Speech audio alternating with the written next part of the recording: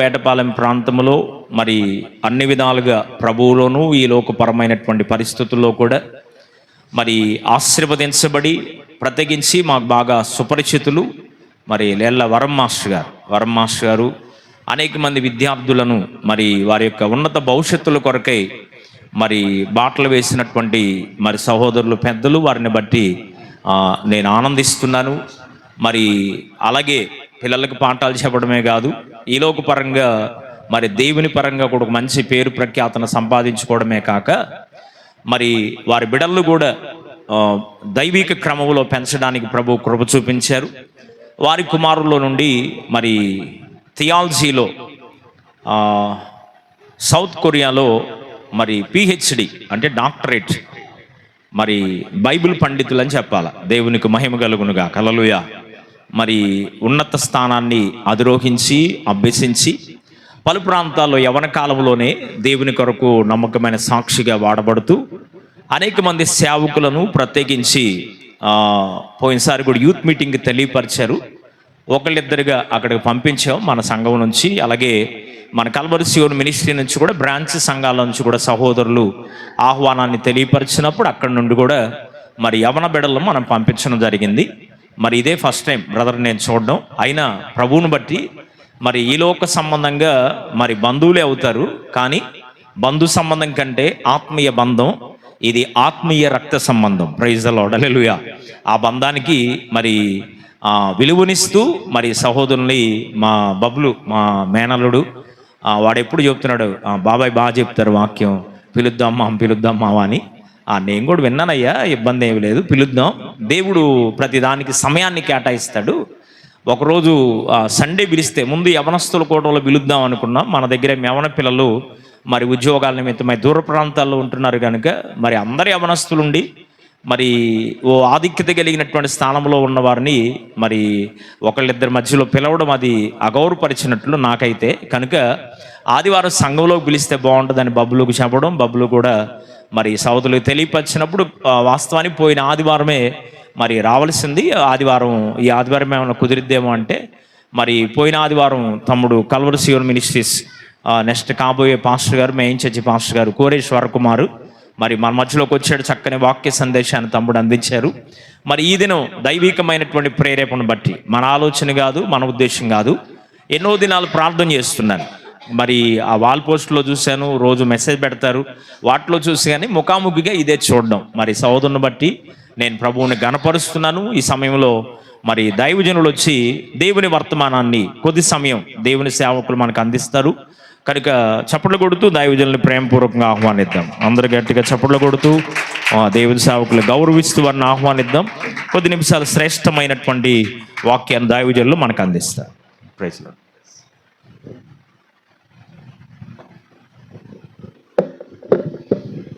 ప్రభు నామానికి స్తోత్రములు.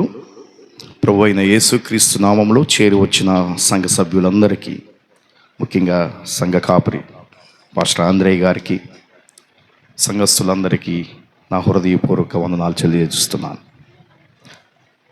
దేవుని కృప చొప్పున, దేవుని చిత్త ప్రకారం ఈ దినము నేను మీతో కలిసి ఈ సంఘారాధనలో పాల్గొనడానికి, విశేషంగా దేవుని యొక్క వాక్యాన్ని మీతో పంచుకోవడానికి, వాక్య పరిచర్య చేయడానికి దేవుడిచ్చినటువంటి ఈ గొప్ప భాగ్యాన్ని బట్టి నేను ఎంతగానో దేవుణ్ణి స్తుతిస్తున్నాను. మరి పాస్టర్ గారు చెప్పినటువంటి కొన్ని మంచి మాటలను బట్టి ఆయనకి ప్రత్యేకంగా వందనాలు చెల్లిస్తున్నాను. దేవుడు కృప కలిగినటువంటి దేవుడు, మనం ఆరాధించేటువంటి దేవుడు, సజీవుడైనటువంటి దేవుడు, సర్వాధికారి, సర్వోన్నతుడు కదా. మరి ఆయన చిత్తం లేనిదే, ఆయన కృప లేనిదే ఏది జరగదని మన విశ్వాసం. అన్నవారందరూ దేవునికి ఒకసారి స్తోత్రం చెప్దాం. హల్లెలూయా. మంచిది ప్రియులారా. మరి నేను కూడా ఆంధ్రేయ పాస్టర్ గారిని నేను ఎప్పుడో ఆయన యవ్వన కాలంలో చూశాను. నేను చిన్నపిల్లవాడు ఇప్పుడు చార్లెస్ పిన్ని పాస్టర్ గారితో కలిసి వారు సహవాసం చేస్తున్నప్పుడు, ఆత్మీయతలో ఎదుగుతూ ఉన్నటువంటి సమయంలో అప్పుడు చూస్తూ ఉండేవాడిని. ఎందుకంటే మరి చార్లెస్ పిన్ని గారికి లేదా కల్వరి సియోన్ మినిస్ట్రీస్కి మా కుటుంబానికి చాలా మంచి సంబంధం ఉండేది. అక్కడ స్కూల్లో ఎప్పుడు మీటింగ్స్ జరిగినా మా ఇంటికి మేము ఆతిథ్యం ఇవ్వాల్సిందే పాస్టర్లందరికీ, వచ్చేటువంటి పాస్టర్లకి. సో అలా మేమెంతగానో ఆ యొక్క మీటింగ్స్కి కానీ ఆ పరిచర్యకి కానీ ఆ సమయంలో మా చిన్నతనం నుండే మరి మా నాన్నగారు, మా తల్లిదండ్రులు, మా కుటుంబం వారికి ఎంతో సహకారాన్ని అందిస్తూ ఉన్నటువంటి ఆ రోజుల నుండే పాస్టర్ గారు నాకు తెలుసు, ఆయన యవ్వనస్తుల కాలం నుండి. అయితే పాస్టర్ అయిన తర్వాత నేను ఆయన్ని చూడటం, ఆయనతో మాట్లాడటం ఇదే మొదటిసారి. వినడమే కానీ ఆ ముఖ పరిచయం చాలా సంవత్సరాల తర్వాత మరలా ఇలా చేయడానికి దేవుడు తన కృపను ఇచ్చాడు. అందుని బట్టి దేవుని నేను ఎంతగానో స్తుతిస్తున్నాను. చాలా మంచిది ప్రియులారా, విశేషమైనటువంటి ప్రశస్తమైన సమయానికి వచ్చాము. మనం ఆరాధనలో దేవుని వాక్యాన్ని ధ్యానం చేసుకోవటం ఎంతో ఆశీర్వాదకరమైన లేదా ప్రాముఖ్యమైనటువంటి సమయం. ఎందుకంటే దేవుని వాక్యం సజీవమైనది. అవునా? సజీవమైనది. దేవుని మాటలు మనకి జీవాన్ని ఇస్తాయి. దేవుని మాటలు మన జీవితంలో మన నడవడిక ఎలా ఉండాలో మనకి తెలియజేస్తాయి. ఒకవేళ మన నడవడిక సరిగా లేకపోతే ఆ దేవుని వాక్యం మనల్ని సరిచేస్తుంది. సో వాక్యానికి మన జీవితాలను, మన హృదయాలను మార్చేటువంటి శక్తి ఉంది దేవుని వాక్యానికి. అందుకే ఒక భక్తుడు చెప్తాడు, ప్రపంచంలో చాలా పుస్తకాలు లేదా అన్ని పుస్తకాలు మనకి సమాచారాన్ని అందిస్తాయి. ఏదైనా పుస్తకాన్ని చదివామనుకోండి, దానిలో కొంత సమాచారం మనం తెలుసుకుంటాం, ఏదో మనకు తెలియంది మనం తెలుసుకుంటాం పుస్తకాన్ని చదివితే. అదే బైబిల్ని చదివితే మన జీవితాన్ని మారుస్తుంది, మన జీవితాన్ని రూపాంతరం చెందిస్తుంది, మన జీవితాన్ని సరిచేసేటువంటి లేదా మార్చేటువంటి శక్తి ఈ బైబిల్ గ్రంథానికి ఉంది, దేవుని యొక్క మాటలకు ఉంది అనేటువంటి మాటలు మీరు ఎప్పుడు కూడా జ్ఞాపకం చేసుకోవాలి. కాబట్టి దేవుని వాక్యం వినటం, దేవుని వాక్యం ధ్యానం చేయటం, వాక్య పరిచర్య చేయటం ఆరాధనలో అతి ప్రాముఖ్యమైనటువంటి ఘట్టం. దేవుడు ఏం చెప్తున్నాడో, దేవుని చిత్తమేమిటో, దేవుడు ఎందుకు కృపగలిగిన వాడు, దేవుడు ఈనాడు మనల్ని ఏమి సరి చేసుకోమని చెప్తున్నాడో, ఈనాడు మనల్ని ఏమి మార్చుకోవాలని చెప్తున్నాడో, లేదా బాధలలో, ఇరుకులలో, ఇబ్బందులలో కొట్టిమిట్టాడుతున్నటువంటి మన హృదయాలకు ఎలాంటి ఉపశమనాన్ని, శాంతి, సమాధానాన్ని మన జీవితాలకి ఇస్తున్నాడో దేవుని వాక్యం చాలా స్పష్టంగా మాట్లాడుతుంది, తెలియజేస్తుంది. కాబట్టి ఈనాటి ప్రత్యేకమైనటువంటి ఆరాధనలో దేవుని యొక్క వాక్యాన్ని కొద్ది నిమిషాలు మనం ధ్యానం చేసుకుందాం.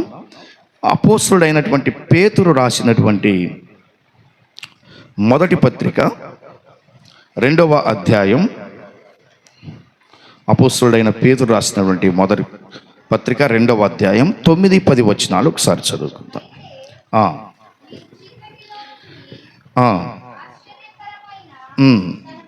తన వెలుగులోనికి మిమ్మును పిలిచిన వాని గుణాతిశయములను ప్రచురము చేయు నిమిత్తము ఏర్పరచబడిన వంశమును, రాజులైన యాజక సమూహమును, పరిశుద్ధ జనమును, దేవుని సొత్తైన ప్రజలనై ఉన్నారు. ఒకప్పుడు ప్రజగా ఉండక ఇప్పుడు దేవుని ప్రజ అయితిరి. ఒకప్పుడు కనికరింపబడక ఇప్పుడు కనికరింపబడిన వారైతిరి. చిన్న ప్రార్థన చేసుకుందాం.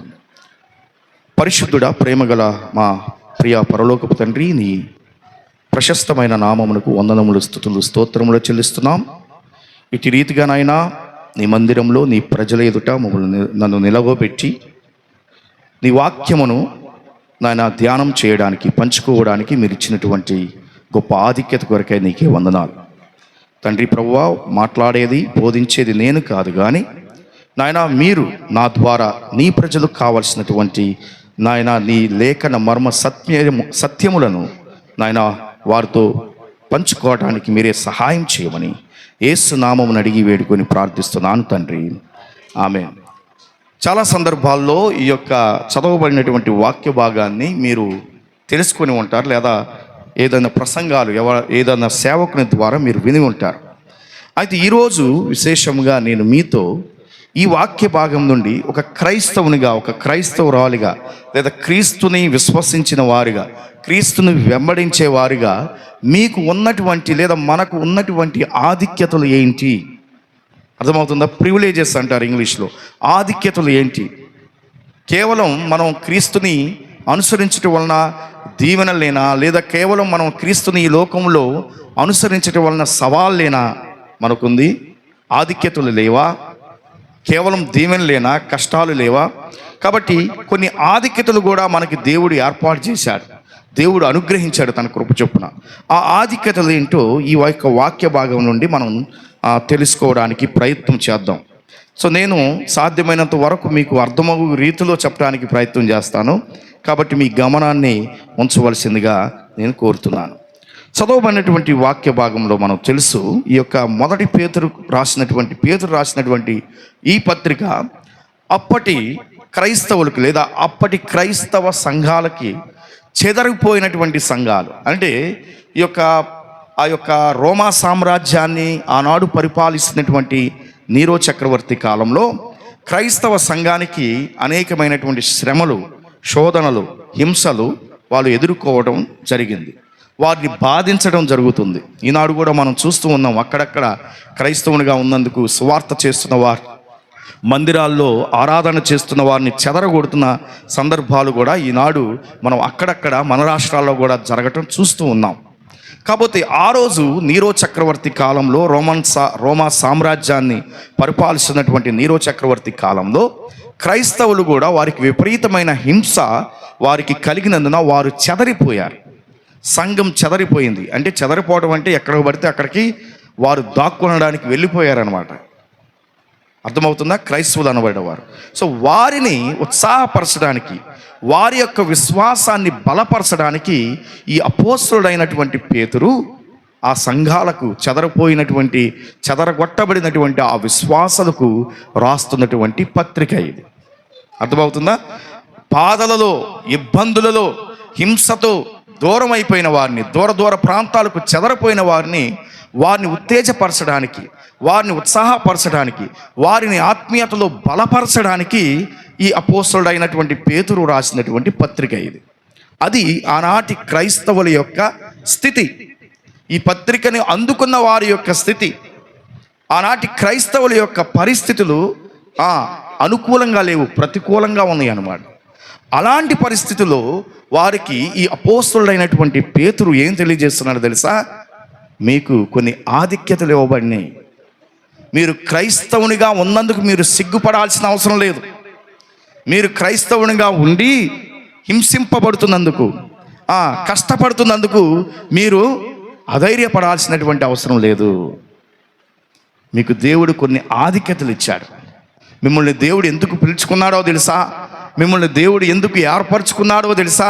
అనేటువంటి విషయాలను, మర్మములను లేఖనాల ద్వారా ఆయన వివరిస్తున్నటువంటి విషయాన్ని మనం ఇక్కడ చూస్తున్నాం.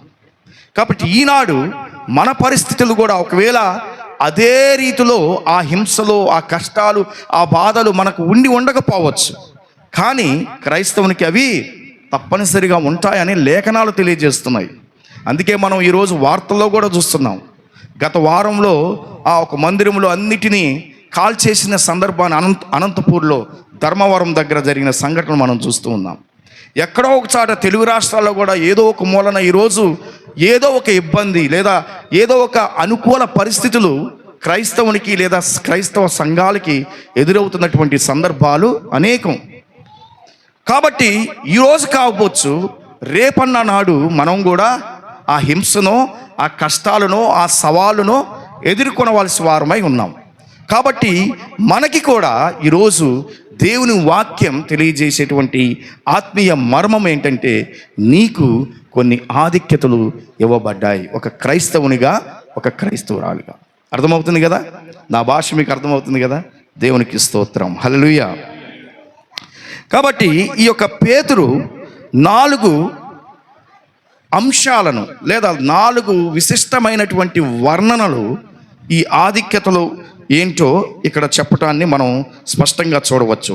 మొదటిగా మనం చూస్తున్నాం ఏర్పరచబడిన వంశమని, తరువాత రాజులైన యాజక సమూహమని, 3వది పరిశుద్ధ జనమని, 4వది దేవుని సొత్తైన ప్రజలని. సో ఈ యొక్క ఆధిక్యతలు, 4 ఆధిక్యతలు, ఇవి ఏ విధంగా మనకు అంటే క్రైస్తవులకు, క్రీస్తుని అనుసరించేవారికి, క్రీస్తులో ఉండేవారికి, క్రీస్తు ద్వారా సంఘములో చేర్చబడిన వారికి, అర్థమవుతుందా? పరిశుద్ధాత్మ శక్తిని, నింపుదలను పొందుకున్న వారికి, పరిశుద్ధాత్మ వరాన్ని పొందుకున్న వారికి, రక్షణ భాగ్యాన్ని పొందుకున్న వారికి ఈ యొక్క 4 ఆధిక్యతలు ఉన్నట్లు మనం ఇక్కడ చూస్తున్నాం. అయితే ఈరోజు ఈ యొక్క 4 ఆధిక్యతల గురించి తెలుసుకునే క్రమంలో ఇవి ఏ విధంగా ఈ ఆధిక్యతలు ఆ పాత నిబంధన కాలంలో దేవుడు ఏర్పరచుకున్నటువంటి ఇశ్రాయేలీయులతో అనుసంధానం చేయబడ్డాయో, కనెక్ట్ చేయబడ్డాయో తెలుసుకుంటాము. అదేవిధంగా ఏ విధంగా ఈ 4 ఆధిక్యతల ద్వారా క్రీస్తు సంఘం లేదా సంఘము, క్రీస్తు అనే బండ మీద కట్టబడినటువంటి ఈ సంఘము ఏ విధంగా ఈ సంఘాన్ని గూర్చినటువంటి మర్మములు ఏ విధంగా ఉన్నాయో మనం తెలుసుకోబోతున్నాం. అదేవిధంగా ఈ యొక్క 4 ఆధిక్యతలు ఏ విధంగా క్రైస్తవ విశ్వాస జీవితాన్ని ప్రభావితం చేస్తాయో తెలుసుకుందాం. అర్థమవుతుందా? ఏ విధంగా పాత నిబంధన కాలంలో దేవుడు ఏర్పరచుకున్నటువంటి ఇశ్రాయేలీయులకు అనుసంధానంగా ఉన్నాయో, తర్వాత ఏ విధంగా క్రీస్తు అనే బండ మీద కట్టబడిన ఈ సంఘాన్ని గురించి అవి వర్ణిస్తున్నాయో, తెలియజేస్తున్నాయో, మూడవది ఏ విధంగా అవి మన విశ్వాస జీవితాన్ని ప్రభావితం చేస్తాయో ఈ ఆధిక్యతలు మనం కొద్ది నిమిషాలు తెలుసుకోవడానికి ప్రయత్నం చేద్దాం. సో మొదటిగా ఏర్పరచబడినటువంటి వంశము, ఇంగ్లీష్లో అన్నారు చోజన్ పీపుల్, చోజన్ జనరేషన్. ఏర్పరచబడిన ప్రజలు, చోజన్ పీపుల్, లేదా ఏర్పరచబడిన వంశము, చోజన్ జనరేషన్. దేవుడు ఇశ్రాయేలీయులను ప్రత్యేకంగా ఎన్నుకున్నాడు కదా. దేవుడు ఇశ్రాయేలీయుల జనాంగాన్ని ప్రత్యేకంగా ఎన్నుకున్నాడు. ఆ వాక్య భాగాన్ని మనం చూస్తాం. ఆదికాండము 12వ అధ్యాయము 2-3 వచనాలలో అక్కడ ఒక వ్యక్తి మనకు కనబడతాడు. దేవుడు ఒక వ్యక్తిని ఏర్పరచుకున్నాడు.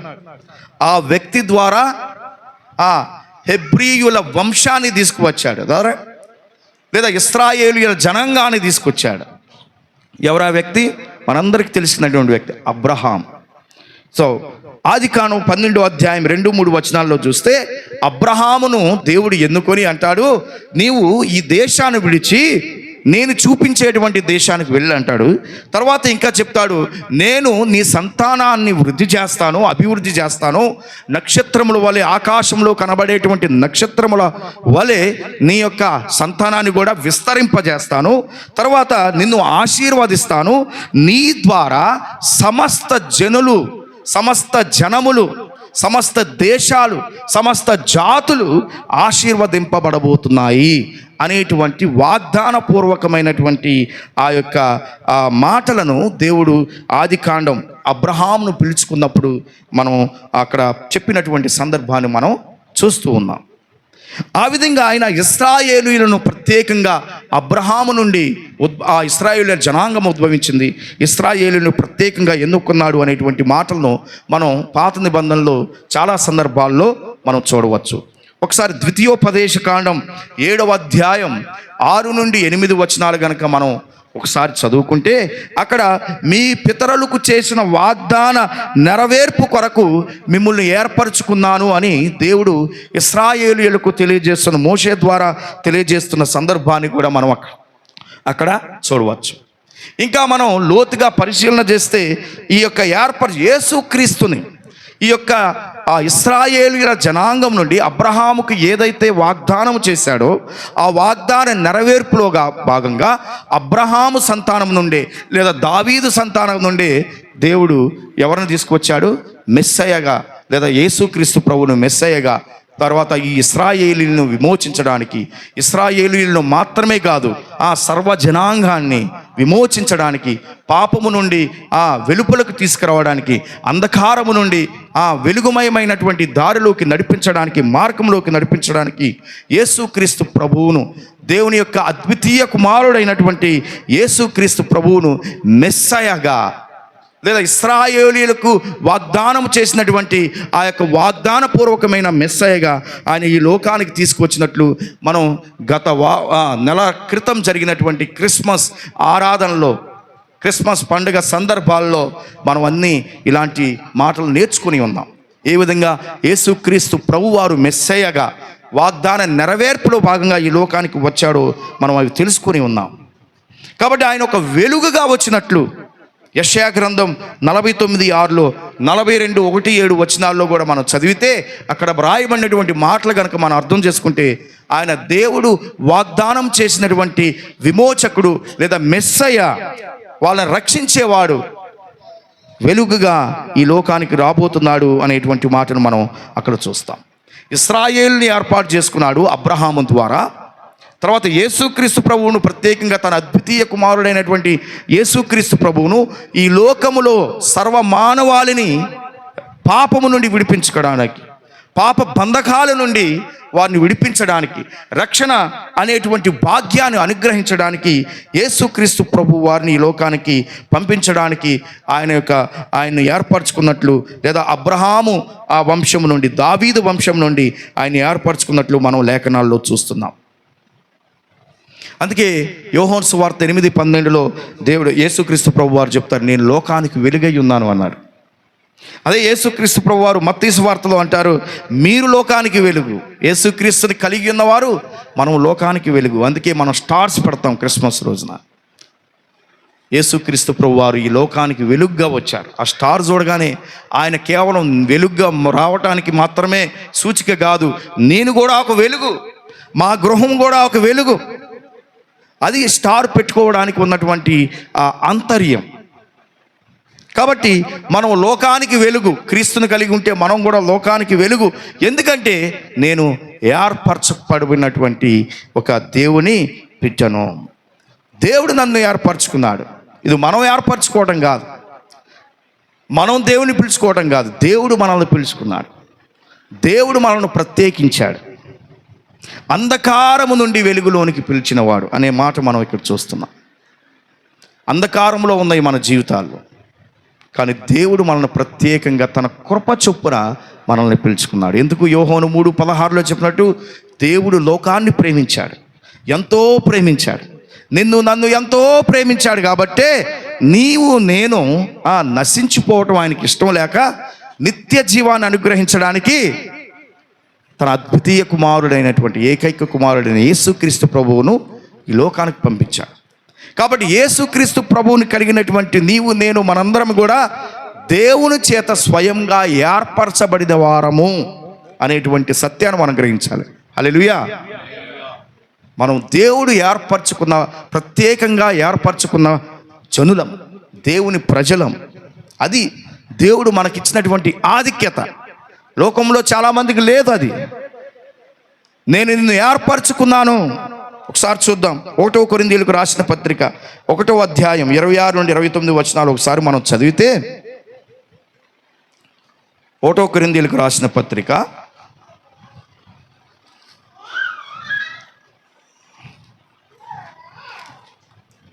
1:26-29, ఏ శరీరియు దేవుని ఎదుట అతిశయింపబడకుండానట్లు జ్ఞానులను సిగ్గుపరచుటకు ఆయన ఏం చేశాడు? అజ్ఞానులను ఏర్పరచుకున్నాడంట. ఇంకో మాట చూద్దాం. బలవంతులైన వారిని సిగ్గుపరచుటకు లోకములో బలహీనులను ఏర్పరచుకున్నాడు. ఎన్నికైన వారిని వ్యర్థం చేయటకు ఏం చేశాడంట? లోకములో ఎన్నిక లేని వారిని, నీచులైన వారిని, తృణీకరింపబడిన వారిని, ఎన్నిక లేని వారిని ఆయన ఏం చేశాడు? దేవుడు ఏర్పరచుకున్నాడు. మనం కూడా ఒకసారి మన పూర్వీకుల సామాజిక పరిస్థితులను మనం తెలుసుకుంటే మనకు చాలామందికి తెలుసు.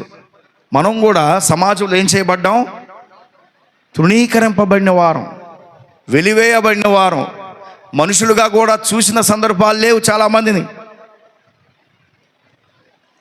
మనం స్వయంగా నీళ్లు తాగడానికి లేదు, బట్టలు వేసుకోవడానికి లేదు, ఎలాంటి స్వేచ్ఛ లేనటువంటి ఆ యొక్క సామాజిక పరిస్థితుల్లో తృణీకరింపబడినటువంటి ఆ యొక్క జీవితాలను మన పూర్వీకులు అనుభవించారు ఆ రోజుల్లో. కానీ దేవుడు ఏం చేశాడు? ఈరోజు తన కృప చొప్పున మనలను ఏర్పరచుకున్నాడు. ఎంతటి ఆధిక్యత అండి, ఎంతటి ఆధిక్యత!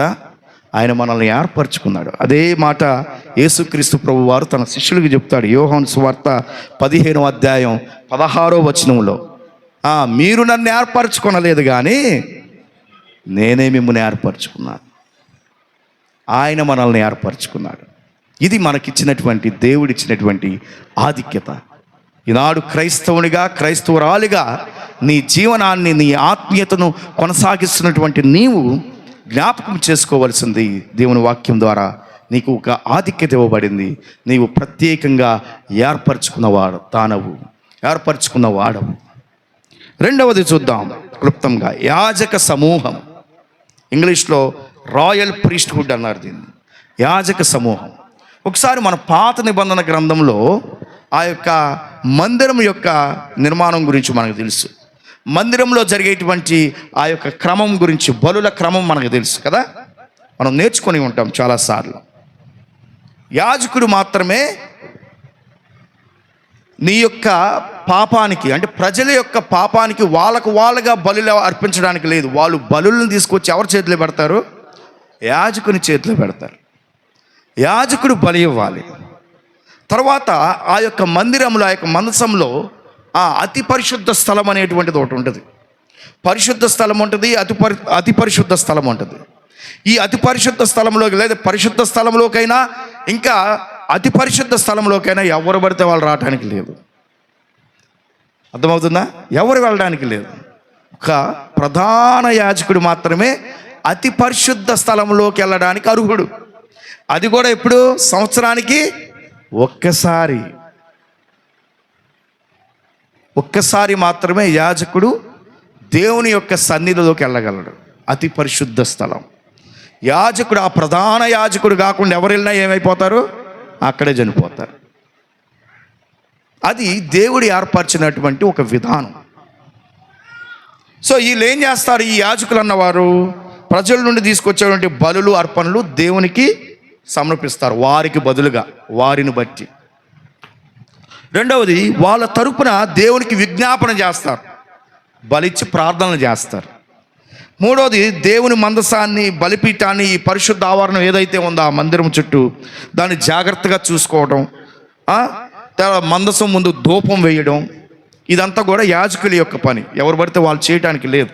ప్రత్యేకంగా దేవుడు లేవీయులను ఏర్పరచుకున్నాడు. తర్వాత అదే వాక్యాన్ని హెబ్రీయులకు రాసిన పత్రికల 7వ అధ్యాయం 27 వచనాలు చదివితే మనకు అక్కడ ఏం వ్రాయబడి ఉన్నదంటే, ధర్మశాస్త్ర ప్రకారం యాజకులను నియమించను అని ఉంటుంది.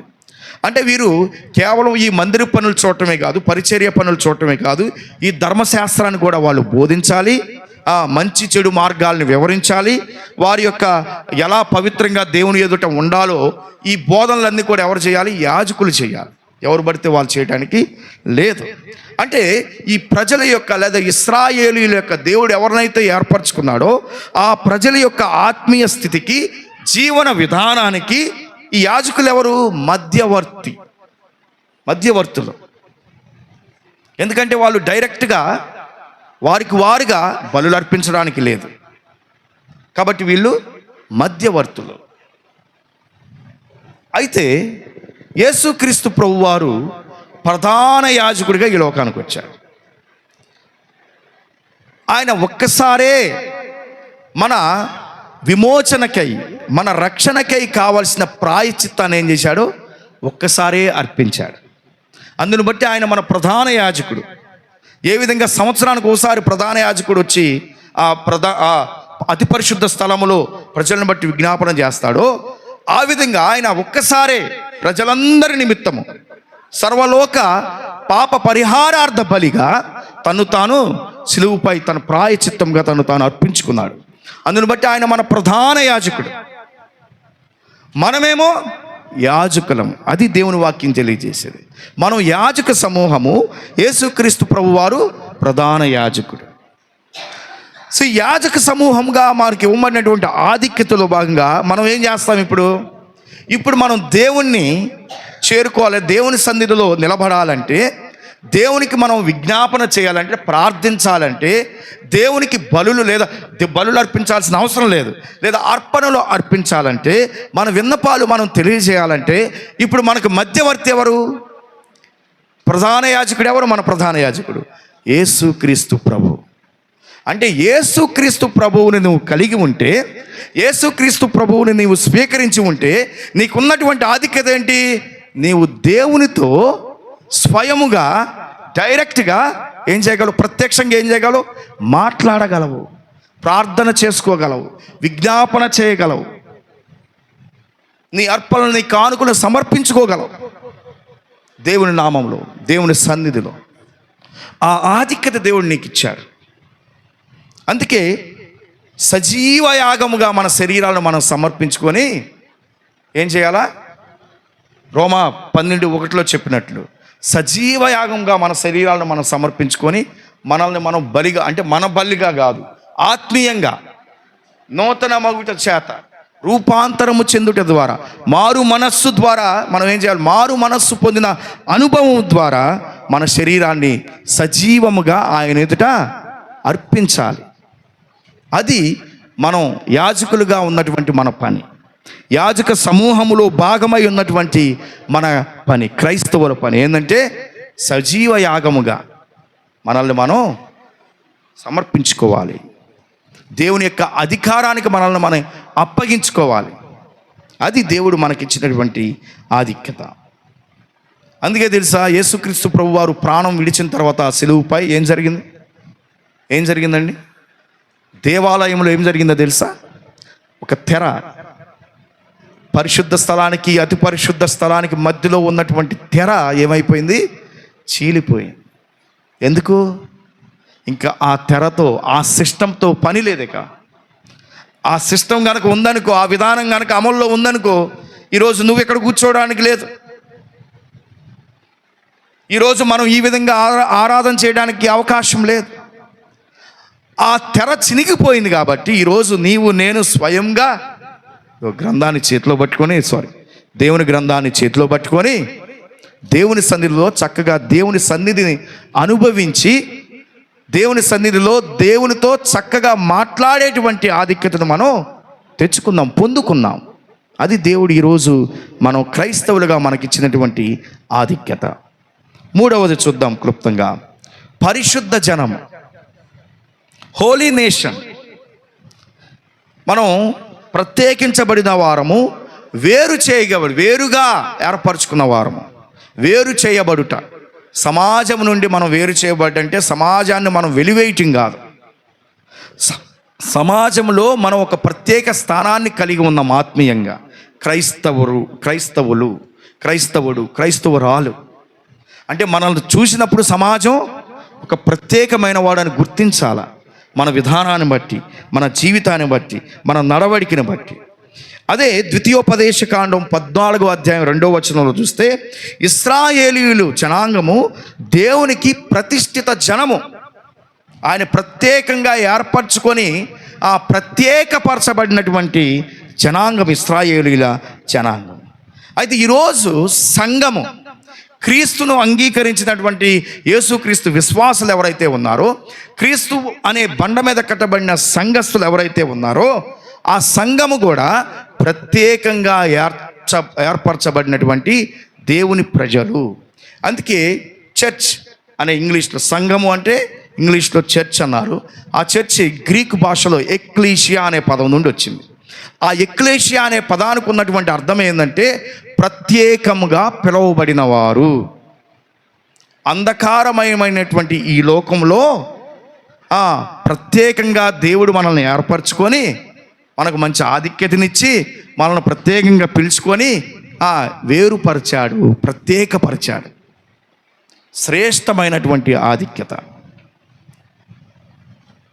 పరిశుద్ధ జనం అండి. మనం పరిశుద్ధులుగా పిలువబడుతున్నాం. అయితే మన పరిశుద్ధతను బట్టి కాదు, యేసుక్రీస్తు యొక్క పరిశుద్ధతను బట్టి.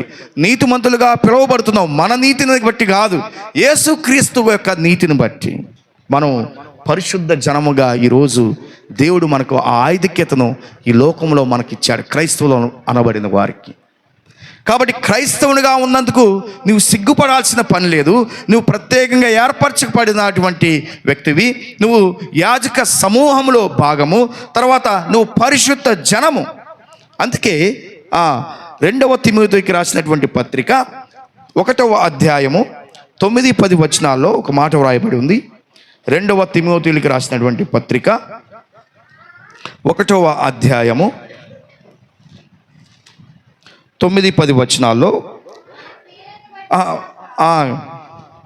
తన స్వకీయ సంకల్పమును బట్టి అనాది కాలముననే క్రీస్తు యేసునందు మనకు అనుగ్రహింపబడినదియు, క్రీస్తు యేసును మన రక్షకుని ప్రత్యక్షత వలన బయలుపరచబడినదియునైనా తన కృపను బట్టి మనలను రక్షించి పరిశుద్ధమైన పిలుపుతో ఆయన మనలను పిలిచెను అని ఉంటుంది. పరిశుద్ధమైనటువంటి పిలుపుతో దేవుడు మనల్ని పిలిచాడు. ఈ అంధకారమయమైనటువంటి చీకటిమయమైనటువంటి పాపముతో నిండుకొని ఉన్నటువంటి ఈ లోకములో తన కృప చొప్పున, తన ప్రణాళిక చొప్పున, తన చిత్త ప్రకారం మనల్ని ఏర్పరచుకొని పరిశుద్ధమైన పిలుపుతో మనల్ని పిలిచాడు అనేటువంటి మాటను మనం ఇక్కడ చూస్తున్నాం. ఇంకా మనం చూసుకుంటే ఎఫెసీయులకు రాసినటువంటి పత్రిక 1వ అధ్యాయం 4-6 వచనాల్లో ఉంటుంది. పరిశుద్ధులుగా నిర్దోషముగా ఉండటానికి మనల్ని పిలుచుకున్నాడంట దేవుడు. ఇంకా మహిమగల సంఘంగా వాక్యముతో పవిత్రపరచబడుటకు, పరిశుద్ధులుగా ఉండటకు ఆయన మనల్ని ఏర్పరచుకున్నాడు, పిలుచుకున్నాడని అదే ఎఫెసీయులకు రాసిన పత్రిక 5వ అధ్యాయం 25 నుండి 27 వచనాల్లో మనం చూడవచ్చు. అదే దేవుని వాక్యం సెలవిస్తుంది. దేవుడు పరిశుద్ధుడు గనుక విశ్వాసులైనటువంటి వారు, ప్రత్యేకంగా ఏర్పరచుకున్నటువంటి దేవుని జనాంగమైనటువంటి మనం కూడా ఎలా ఉండాలి? పరిశుద్ధులుగా ఉండాలి. ఆయన పరిశుద్ధుడు కాబట్టి ఆయన ఎదుట మనం నిలబడాలంటే మనం కూడా పరిశుద్ధులుగా ఉండాలి. ఈ పరిశుద్ధత ఎలా వస్తుంది? మనం చేసేటువంటి కార్యాల వల్ల కాదు, మన నీతివంతమైనటువంటి జీవితం ద్వారా కాదు. ఎందుకంటే మనం నీతిమంతులుగా ఉండలేము. మన ప్రయత్నాల ద్వారా, మన జ్ఞానము ద్వారా, మన యొక్క నడవడిక ద్వారా, మన యొక్క పనుల ద్వారా, క్రియల ద్వారా మనం పరిశుద్ధులుగా, నీతిమంతులుగా దేవుని ఎదుట నిలబడలేము. దేవుని ఎదుట నీతిమంతులుగా, పరిశుద్ధ జనముగా నీవు నిలబడాలంటే క్రీస్తుని కలిగి ఉండాలి. అది మనం తెలుసుకోవలసినటువంటి సత్యం. హల్లెలూయా. క్రీస్తును పొందిన వారందరం కూడా బిగ్గరగా దేవుణ్ణి స్తుతిద్దాం. హల్లెలూయా. దేవునికి స్తోత్రం. అందుకే దేవుడు అంటాడు, దేవుని వాక్యం సెలవిస్తుంది, మీ దేహం ఏందంట? దేవుని ఆలయము, పరిశుద్ధాత్మకు నిలయం. 1వ కొరింథీయులకు రాసిన పత్రిక 6వ అధ్యాయం 18-19 చెప్పబడినట్లు, మన పరలోకపు తండ్రి పరిపూర్ణుడు గనక మీరును పరిపూర్ణులై ఉండడి. మత్తయి సువార్త 5వ అధ్యాయం 48లో చెప్పినటువంటి మాట. కాబట్టి దేవుడు పరిపూర్ణుడు, పరిశుద్ధుడు గనక దేవుడు ఏర్పరచుకున్నటువంటి లేదా ప్రత్యేకంగా పిలుచుకున్నటువంటి నీవు నేను కూడా పరిశుద్ధ జనముగా పరిగణించబడుతున్నాం. ఎంతటి ఆధిక్యత దేవుడు మనకిచ్చాడండి, ఎంతటి ఆధిక్యత. కాబట్టి కేవలం మనం ఏర్పరచుకున్నటువంటి ప్రత్యేకించబడినటువంటి జనాంగమే కాదు, మనం పరిశుద్ధమైనటువంటి జనాంగము. హల్లెలూయా. చివరగా 4వదిగా మనం చూస్తున్నాం, దేవుని సొత్తైన ప్రజలం అండి. దేవుని సొత్తైన ప్రజలం. మనం దేవునికి చెందిన వారం. ఆయన మనల్ని ఎలా ఎన్నుకున్నాడండి? విలువ పెట్టి కొనబడినటువంటి వారము. అందుని బట్టి మనం దేవుని సొత్తు. విలువ పెట్టి కొన్నాం. ఆ విలువను మనం పెట్టలేదు, మనం ఖర్చు చేయలేదు, మనం ఇవ్వలేదు. ఎవరిచ్చారో మనకు బదులుగా? యేసుక్రీస్తు ప్రభువారు నీ పాపాల కోసం, నా పాపాల కోసం తను బలయ్యాడు. మన భారాన్ని ఆయన మోసుకున్నాడు. మన పాప భారాన్ని ఆయన తీసుకున్నాడు. మన యొక్క శిక్షను ఆయన తీసుకున్నాడు, ఆయన పొందుకున్నాడు. మన యొక్క శాపాన్ని ఆయన తీసుకున్నాడు. అందుని బట్టి మనం ఎవరు? విలువ పెట్టి కొనబడిన వారము. మనం మన సొత్తు కాదు, ఆయన సొత్తు. అదే వాక్యం, దేవుని వాక్యం చెప్తుంది. 1వ కొరింథీయులకు రాసినటువంటి పత్రిక 6వ అధ్యాయం 18-19 ఒకసారి జ్ఞాపకం చేసుకుందాం దేవుని యొక్క వాక్యాన్ని. 1వ కొరింథీయులకు రాసిన పత్రిక 6వ అధ్యాయం. మీ దేహము దేవుని వలన మీకు అనుగ్రహింపబడి మీలోనున్న పరిశుద్ధాత్మకు ఆలయమై ఉన్నదని మీరెరుగరా? మీరు మీ సొత్తు కారు, విలువ పెట్టి కొనబడిన వారు కనుక ఏం చేయాలి? మీ దేహముతో దేవుని మహిమపరచుడి. సో దేవుని సొత్తు అయినటువంటి ప్రజలు దేవుడు ఎన్నుకున్నటువంటి ప్రజలు, దేవునికి ప్రతిష్ఠిత జనముగా లేదా స్వకీయ జనముగా ఉన్నటువంటి ఆనాడు ఇశ్రాయేలీయులు ఈనాడు క్రీస్తు యేసుని యొక్క బలియాగము ద్వారా దేవుని చిత్త ప్రకారం దేవుని యొక్క కృప చొప్పున సంఘములో చేర్చబడిన నీవు నేను మనందరం కూడా దేవుని సొత్తైనటువంటి ప్రజలము, విలువ పెట్టి కొనబడినటువంటి వారము. సో మనల్ని విమోచించాడు, పవిత్రపరిచాడు, తన సొత్తుగా చేసుకున్నాడని తీతుకు రాసినటువంటి పత్రిక 2వ అధ్యాయం 14వ వచనంలో మనం చూడవచ్చు. తీతుకు రాసినటువంటి పత్రిక 2వ అధ్యాయం 14వ వచనం ఒకసారి జ్ఞాపకం చేసుకుందాం. ఆయన సమస్తమైన దుర్నీతి నుండి మనలను విమోచించి సత్క్రియలందాశక్తి గల ప్రజలను తన కోసరము పవిత్రపరచుకొని తన సొత్తుగా చేసుకున్నటకు తన్ను తానే మన కొరకు అర్పించుకొనెను. ఏ విధంగా మనల్ని ఆయన యొక్క ప్రజలుగా, ఆయన యొక్క సత్తుగా చేసుకున్నాడంట? ఏ విధంగా? సమస్తమైన దుర్నీతి నుండి, మలినమైనటువంటి మన యొక్క జీవన స్థితి నుండి మనల్ని విమోచించాడు, మనల్ని బయటకు తీసుకువచ్చాడు, అంధకారమైనటువంటి మన జీవితాలకు వెలుగునిచ్చాడు, విమోచించాడు. మళ్ళీ సత్క్రియలందాశక్తి గల ప్రజల కోసరము పవిత్రపరచుకున్నాడు, విమోచించాడు, పవిత్రపరచుకొని తన సొత్తుగా ఎంచుకున్నాడంట. ఎంతటి భాగ్యం! ఇది నీవు నేను కోరుకున్నది కాదు. దేవుడు తన చిత్త ప్రకారం తన కృపలో నీకు నాకు మనందరికీ క్రైస్తవులుగా ఈ లోకంలో ఆ పేరు గడించినటువంటి లేదా క్రీస్తు సంఘములో పాలి భాగస్థులై ఉన్నటువంటి మనందరికీ కూడా దేవుడిచ్చినటువంటి గొప్ప ఆధిక్యత. అయితే ఈనాడు ఈ ఆధిక్యతలను బట్టి మనం ఏం చేయాలి? చివరగా మనం తెలుసుకోవాల్సింది, ఈ ఆధిక్యతలను బట్టి దేవుడు మంచి ఆధిక్యతలు ఇచ్చాడు. 4 విశిష్టమైనటువంటి ఆధిక్యతలు చెప్పండి ఒకసారి. మనం ప్రత్యేకంగా ఏర్పరచబడినటువంటి ప్రజలము, తర్వాత రాజులైన యాజక సమూహము, రాజులైన యాజక సమూహం. క్రీస్తు యేసు మన ప్రధాన యాజకుడు, మనము యాజకులము. 3వది మనము పరిశుద్ధ జనము, ఈ లోకంలో ప్రత్యేకించబడిన వారం, ప్రత్యేకమైన పిలుపును పొందుకున్నవారు. 4వది మనము ఆయనకు చెందిన వారం, ఆయన సొత్తు, ఆయనకు సొత్తు అయినటువంటి ప్రజలము, ఆయనకి ప్రతిష్ఠితమైనటువంటి స్వకీయ జనము మనం. మరి ఈ ఆధిక్యతలు దేవుడు ఎందుకు ఇచ్చాడు? ఇశ్రాయేలుని దేవుడు ఎందుకు ప్రత్యేకంగా ఏర్పరచుకున్నాడు? మొదటిదేమో సర్వమానవాళికి, సర్వలోకానికి విమోచన కలిగించడానికి ఒక విమోచకుడును, వాగ్దానం చేయబడినటువంటి మెస్సయను ఈ లోకానికి పంపించడానికి ఇశ్రాయేలు జనాంగాన్ని ఎన్నుకున్నాడు. అది మొదటిది. 2వది సకల ప్రజలందరూ కూడా, సకల దేశాలు ఆయన యొక్క నామాన్ని తెలుసుకోవడానికి ఇశ్రాయేలీయుల ప్రజలను ప్రత్యేకంగా ఏర్పరచుకున్నాడని లేఖనాల్లో మనం చూస్తున్నాం.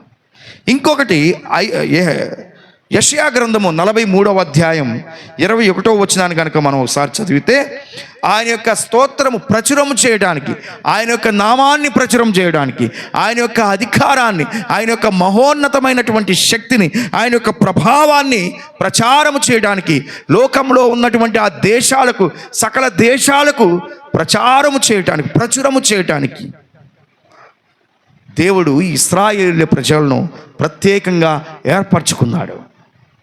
అయితే ఈరోజు అదే ఆధిక్యతను, అంతకంతకు మించినటువంటి శ్రేష్టమైన ఆధిక్యతను మనం కలిగి ఉన్నాం. ఏంటది?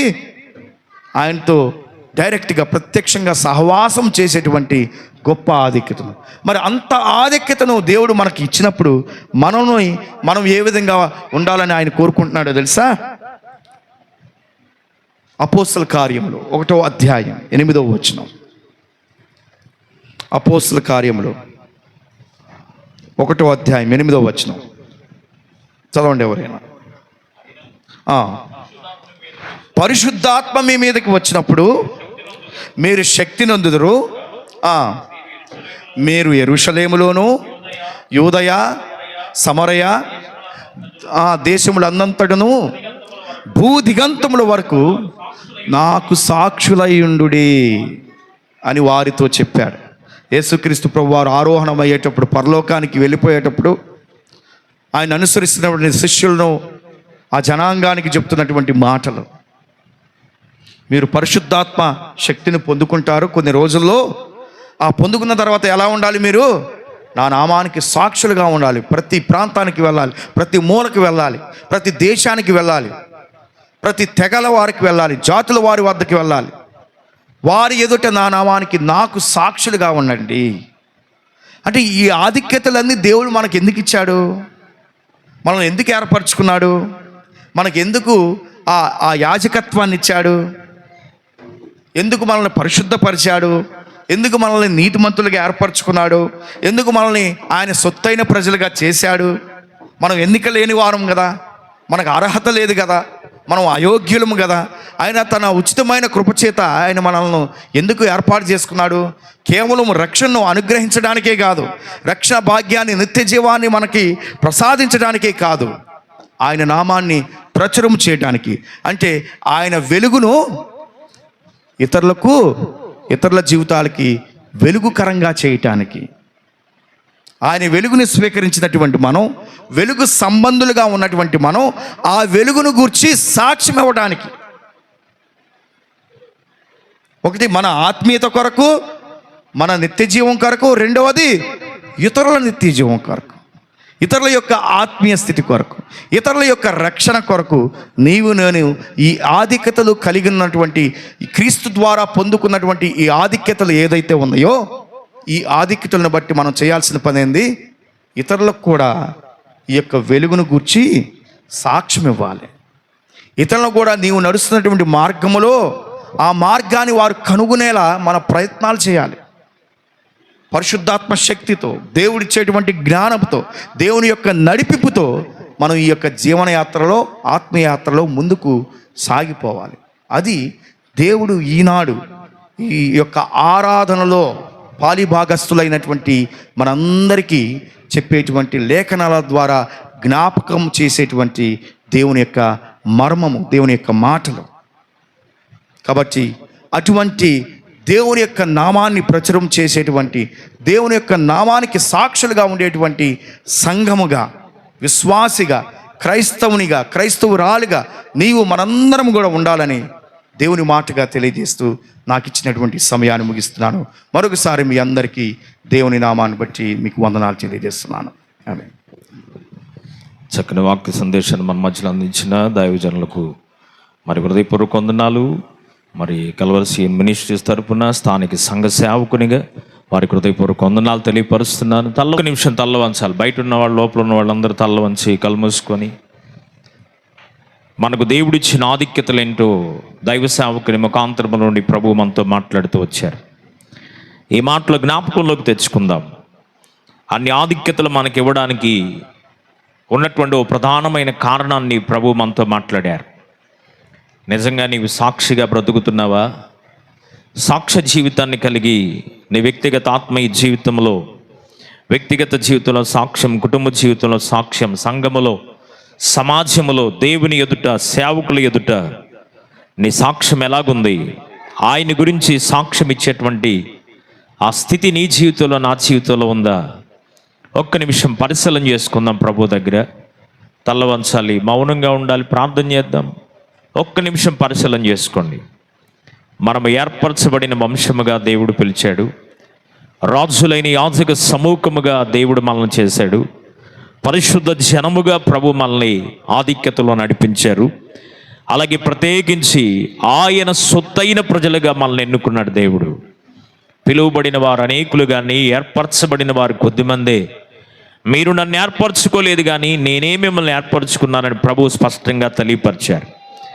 మరి ప్రభు మనల్ని ఏర్పాటు చేసుకోవడానికి ప్రధానమైనటువంటి కారణం ఆయనకు సాక్షులుగా మనం బ్రతకాలి అని. ఎలాగుంది మన ఆత్మీయ జీవితం? ఏదో వస్తున్నాం, వెళుతున్నాం, వింటున్నాం అన్నట్లు కాదు, కానీ మన ఆత్మీయ అంతరంగ జీవితాన్ని ఎవడైనా క్రైస్తవుడైనందుకు సిగ్గుపడాల్సిన అవసరం లేదని దేవుని వాక్యం సెలవిస్తుండగా, అయ్యా నీవు నాకు ఇచ్చిన ఆధిక్యతలో నేను ఎలాగున్నాను, నా పరిస్థితి ఎలాగుందని ఒక్క నిమిషం పరిశీలన చేసుకుందాం. ఒక్క నిమిషం. నీలో నేనుండుటే, నాలో నీవుండుటేనా ఆత్మీయ అనుభవమే. కళ్ళు మూసుకొని అందరు చప్పట్లు కొడుతూ పాడండి. నీలో నేనుండుటే, నాలో నీవుండుటే, నా ఆత్మీయ అనుభవమే. పరిశుద్ధాత్ముని అభిషేకముతో నే పరిపూర్ణత చెందేదా. పరిశుద్ధాత్ముని అభిషేకముతో నే పరిపూర్ణత చెందేదా. ఆహా నా ధన్యత, ఓహో నా భాగ్యము, ఏమని వివరింతును,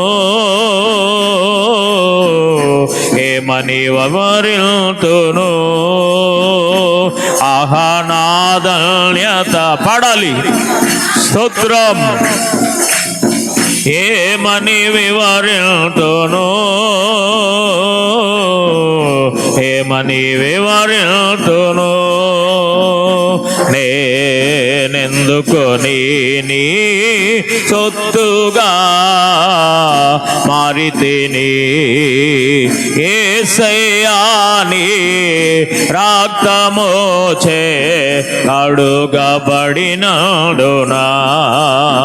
యేసయ్యా నీ రక్తముచే కడుగబడినడునా.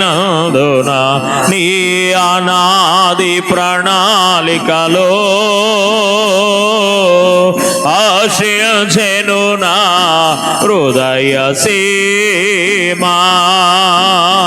నీ అనాది ప్రణాళికలో ఆశ్రయించెను నా హృదయ సీమా. నీ పరిచర్యను హృదముట్టించుటేనా నియమమాయనే. అందరు కలిసి నీ పరిచర్యను హృదముట్టించుటేనా నియమమాయనే. నీ సన్నిధిలో నీ పొందుకోరి నీ స్నేహితుడానైతినే. నీ సన్నిధిలో నీ పొందుకోరి నీ స్నేహితుడానైతినే. ఆహా నా ధన్యత, ఓహో నా భాగ్యము, ఏమని వివరింతును,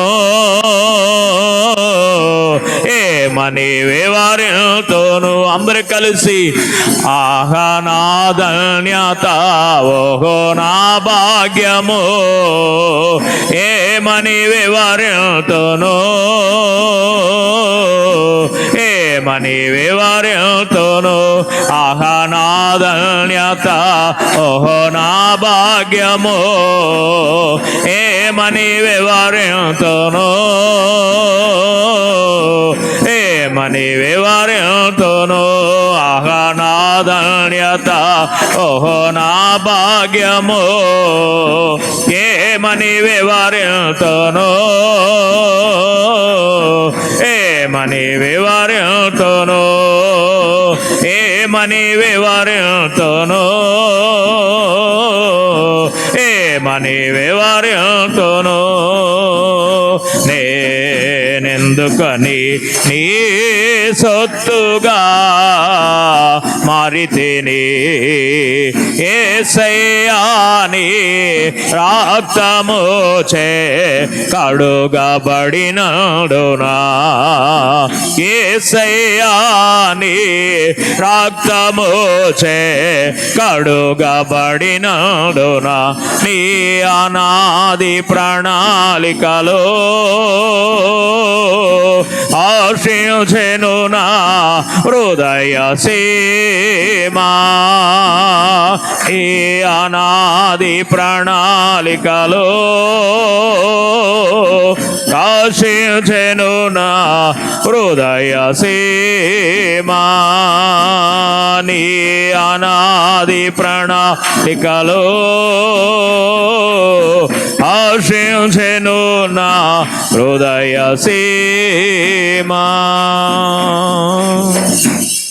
పరిశుద్ధుడైన తండ్రి, ఆశ్చర్యకరుడు, అద్భుతకరుడు, ఆలోచనకర్తమైన మా గొప్ప దేవా, నీకు వందనాలు.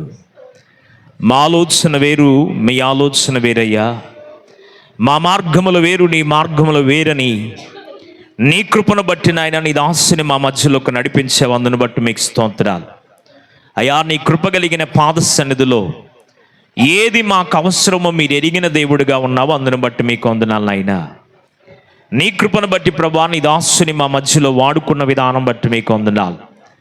ఏది లోకములో మేము పడే ప్రయాస వ్యర్థమైపోవచ్చేమో కానీ నీ పాద సన్నిధిలో కార్చే కన్నీరు, చేసే ప్రార్థన ఎప్పుడు వ్యర్థపరిచే దేవుడు కాదయ్యా. అందును బట్టి నిన్ను స్తుతిస్తున్నాను నాయన. నిజముగా ఈ దినం నాతో మాట్లాడావు, మా అందరితో మీరు మాట్లాడుతూ వచ్చారు. అందును బట్టి మీకు వందనాలు.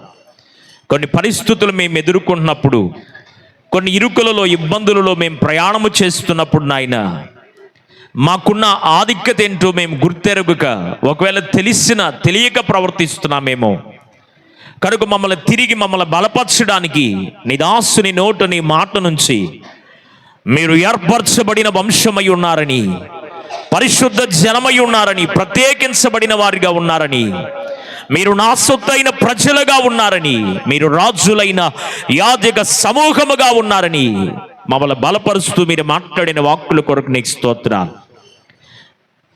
మీరు మా నుండి ఆశిస్తున్నది ఒకటే నాయన, మీరు సర్వలోకమునకు వెళ్ళి సర్వసృష్టికి స్వార్థను ప్రకటించమన్నావు. అది కేవలం యాజకుల సేవకుల బాధ్యతే కాదు కానీ సంఘములో కూడా స్వార్థీకరణ మీరు జరిగించమని ప్రార్థిస్తున్నాను. సంఘములో ఉన్న ప్రతి వ్యక్తి ప్రభువా స్వార్థను చెప్పడానికి, నిన్ను గూర్చిన వార్త నశించుచున్న వారికి అయా ప్రకటించడానికి నీ కృప కలిగినటువంటి కార్యాన్ని మీరు ప్రారంభిస్తున్నారు. అందును బట్టి మీకు వందనాలు.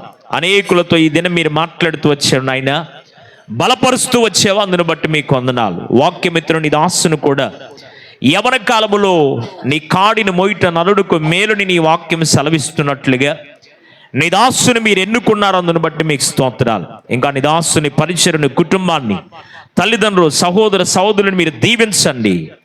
నీ కృపను బట్టి నీ దాసుని కొరకు ప్రార్థిస్తూ ఉండగా ఓ వెలుగుగా ప్రభువా, అనేకులకు వెలుగైనటువంటి వ్యక్తిగా నీ దాసుని మీరు అభిషేకించి రానున్న దినాల్లో తన పట్ల నీకున్న ఉద్దేశాన్ని బయలుపరిచి ప్రత్యక్షపరిచి నీ దాసుని వెలుగుమయముగా చేసిన ఆయన దీపస్తంభం వలె నీ దాసుని మీరు వాడుకోనమని ప్రార్థన చేస్తున్నాను. తనను తన కుటుంబాన్ని మీరు ఆశీర్వదించండి. పరిచర్యని మీరు ఆశీర్వదించండి. అనేక మందికి పురికొల్పడానికి ప్రోత్సాహకరముగా నీ దాసుని రానున్న దినాలలో నీ దాసుని ఇప్పటి వరకు ఎలాగైతే వాడుకుంటూ ఉన్నావో రెట్టంతల ఆత్మను మీరు అనుగ్రహించి అభిషేకించి ఇంకా వాక్య ప్రత్యక్షీకరణ మీరు అనుగ్రహించి నీ దాసుని బలపరిచిన మీరు వాడుకోనమని ప్రార్థన చేస్తున్నాం. నీ దాసునికి ఇచ్చినటువంటి కుటుంబాన్ని దీవించండి, బలపరచండి, కృప చూపించండి నాయన. ప్రత్యేకమైన మీ సన్నిధిని నీ దాసునికి తోడయించి నడిపించమని ప్రార్థన చేస్తున్నాం. విత్తమైన వాక్యాన్ని నీరు కట్టి ఫలింపు చేయమని మా అందరి వ్యక్తిగత ఆత్మీయ జీవితాలలో నాయన వాక్యాన్ని అనుసరించి విని వెళ్ళిపోవడం కాదు కానీ విన్నటువంటి మేము వాక్యాన్ని అనుసరించి నడవగలిగినటువంటి అటు కృపను, యోగ్యతను, ధన్యతను మాకును మీరు అనుగ్రహించమని అయ్యా. నీ కృపలో యూట్యూబ్ ద్వారా నీ వాక్యాన్ని వింటున్న ప్రజలకు కూడా నీ దాసుని సందేశం అది ఆశీర్వాదకరంగా మార్చమని ప్రార్థన చేస్తున్నాను. అనేకులు కృంగిపోతున్న క్రైస్తవుల నీ బిడలకు ప్రభువా పురికొల్పేటువంటి వర్తమానంగా ప్రభువా ఈ దినం మీరు మాట్లాడిన వర్తమానం అనేకులకు దీవెనకరంగా మీరు మార్చమని మా అందరి వ్యక్తిగత ఆత్మీయ జీవితాల్లో కూడా మీరు పురికొల్పిన విధానాన్ని బట్టి, ఉత్తేజపరిచిన విధానాన్ని బట్టి కృతజ్ఞతాస్తుతి నీకు చెల్లిస్తూ యేసు ప్రభు నామములు అడిగి వేడుకొనుచు ప్రార్థించుచున్నాము తండ్రి, ఆమెన్. దేవుడు మనకు సదాకాలము తోడైండి నడిపించునుగాక. Amen. Praise the lord. Hallelujah.